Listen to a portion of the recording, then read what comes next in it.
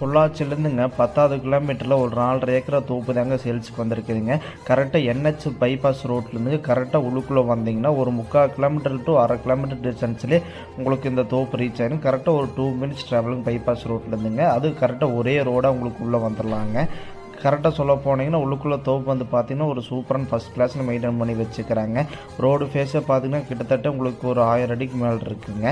அப்படி உள்ளுக்குள்ளே வந்து பார்த்தீங்கன்னா மரமெல்லாம் பார்த்தீங்கன்னா எல்லாமே 25 வயசு மரம் தானே உங்களுக்கு. எல்லாமே காடு நல்லா சூப்பராக மெயின்டைன் பண்ணி ஜம்முன்னு வச்சுக்கிறாங்க. வாட்டர் சோர்ஸுக்கு இந்த ஏரியா உங்களுக்கு பிரச்சனை வராது. ஏன்னா பக்கத்தில் கெடிமேடு வாய்க்கால் இதெல்லாம் போயிட்டு இருக்கிறனால உங்களுக்கு என்றைக்கு வாட்டர் சோர்ஸ் உங்களுக்கு பிரச்சனை வராதுங்க. இதுக்கு வாய்க்கால் தண்ணியும் பாய்ங்க. காடு பார்த்தீங்கன்னா அப்படியே வட செருவு பூமிங்க.